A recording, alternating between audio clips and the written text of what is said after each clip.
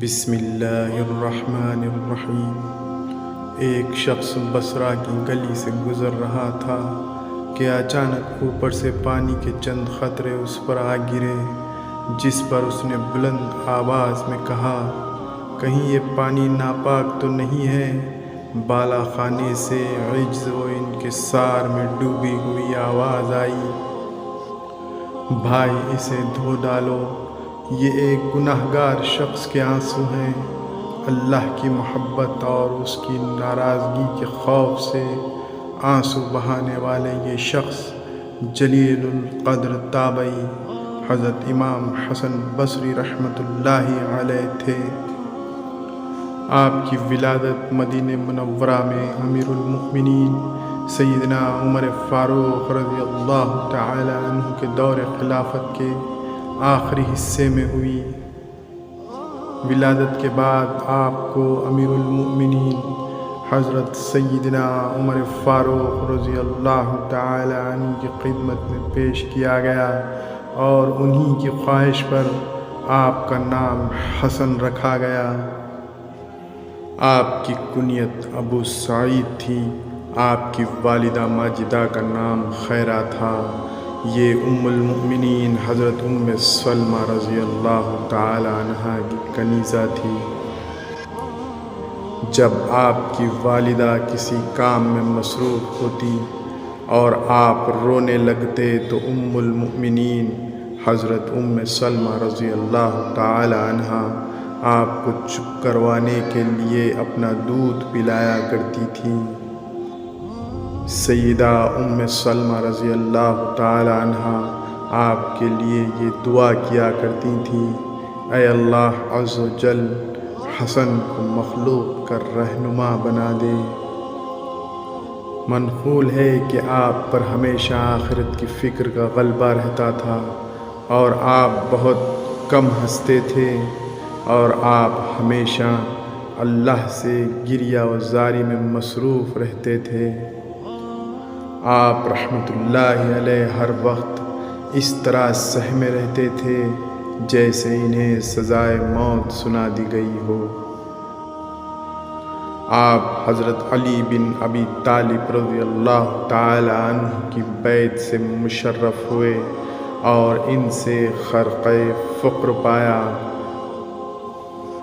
پھر شاہ ولایت امیر المؤمنین حضرت علی بن ابی طالب نے حضرت حسن بصری رحمۃ اللہ علیہ کو وہ خرقہ قاسمہ کلائیں چہار ترکی عنایت فرمایا جو انہیں حضرت محمد صلی اللہ علیہ وسلم سے عطا ہوا تھا، اور ساتھ ہی اپنی نگاہ فقر ظاہری و باطنی علوم اسرار الہیہ عطا کر کے خلافت کبریٰ سے نوازا، اور ذکر کلمہ طیبہ بطریق نفی اثبات جیسا کہ حضرت علی کو حضور صلی اللہ علیہ وسلم سے حاصل ہوا تھا وہ آپ کو سکھایا، اور آپ کے ذریعے سے وہ طریقہ تمام دنیا میں رائج ہوا۔ حدیث میں ان کے درجے کا اندازہ حافظ ذہبی رحمۃ اللہ علیہ کے ان الفاظ سے ہو سکتا ہے کہ وہ علامہ اور علم کے سمندروں میں تھے۔ حدیث میں انہوں نے ان بزرگوں سے فیض پایا تھا جن میں سے اکثر اس فن کے اساتین اور رکن اعظم تھے۔ چنانچہ صحابہ میں حضرت عثمان، حضرت علی، ابو موسیٰ اشعری، عبداللہ بن عمر، عبداللہ بن عباس، عبداللہ بن عمر بن عاص، انس بن مالک، جابر بن معاویہ، معقل بن یسار، ابو بکر، عمران بن حسین، جنزب بجلی رضی اللہ تعالی عنہم و اجمعین سے براہ راست حدیث کا علم حاصل کیا، اور حضرت عمر بن خطاب، ابن کعب، سعد بن عبادہ، عمار بن یاسر، ابو ہریرہ، ثوبان، عثمان بن ابی العاص اور معقل بن یسار رضی اللہ تعالی عنہم و اجمعین سے بالواسطہ مستفید ہوئے۔ آپ کی کرامات، آپ کی اصل کرامت تو یہی ہے کہ ہزارہا افراد کو علم و تقوی کی راہ دکھائی، مگر آپ سے کئی دیگر کرامات بھی منسوب ہیں۔ ایک مرتبہ آپ حج کے لیے روانہ ہوئے تو راہ میں ساتھیوں کو شدت سے پیاس لگی۔ ایک کنویں پر نظر پڑی، لیکن وہاں کوئی رسی تھی اور نہ ڈول تھا۔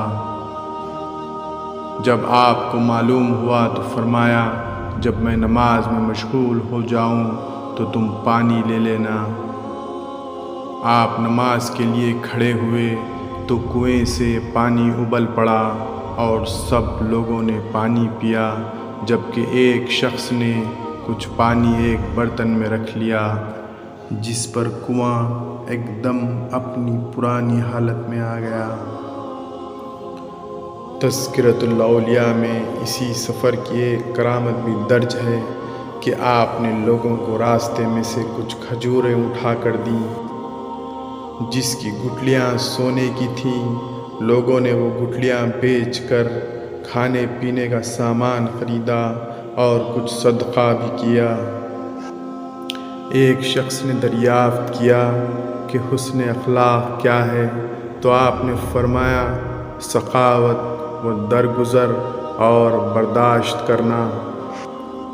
آپ فرمایا کرتے تھے، آدمی کی مروت اس کی زبان کی سچائی، اپنے خاندان کا بوجھ اٹھانا، اہل زمانہ کے لیے بھلائی عام کرنا اور اپنے پڑوسیوں کو تکلیف دینے سے رکنا ہے۔ آپ نے فرمایا، جن میں 4 چیزیں ہوتی ہیں، اللہ تعالیٰ انہیں جنت میں داخل فرماتا ہے اور اپنی رحمت ان پر عام کر دیتا ہے۔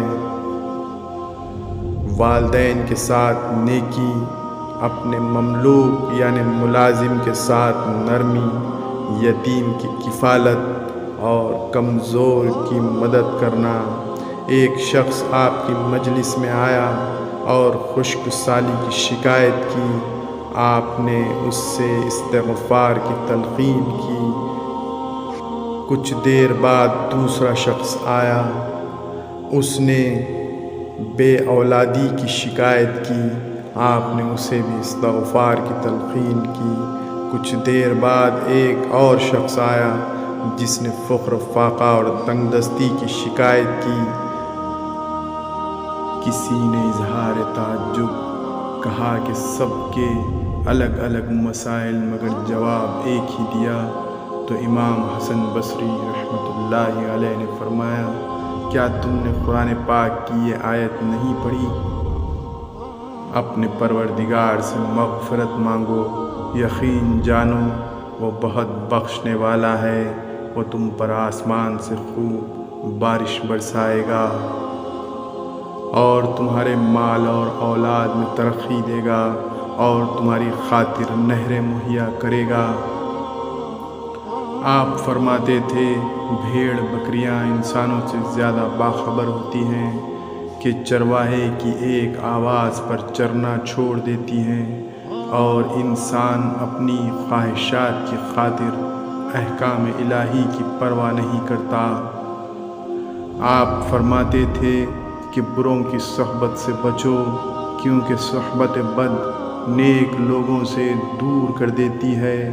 تقوی کے 3 مدارج ہیں، اول غیظ و غضب میں بھی سچی بات کہنا، دوم ان اشیاء سے احتراز کرنا جن سے اللہ تعالیٰ نے اجتناب کا حکم دیا ہے، سوم احکام الہی پر راضی رہنا۔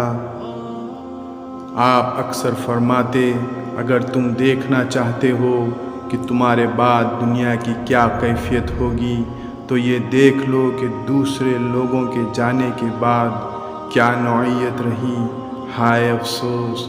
اے انسان، کیا تجھ میں اللہ تعالیٰ سے جنگ کرنے کی طاقت ہے؟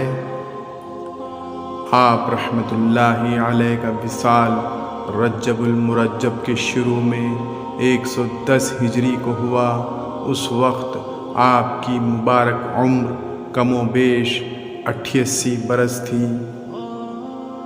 شہر بصرہ میں نماز جمعہ کے بعد آپ رحمۃ اللہ علیہ کی نماز جنازہ ادا کی گئی، جس میں کثیر بندگان خدا نے شرکت کی۔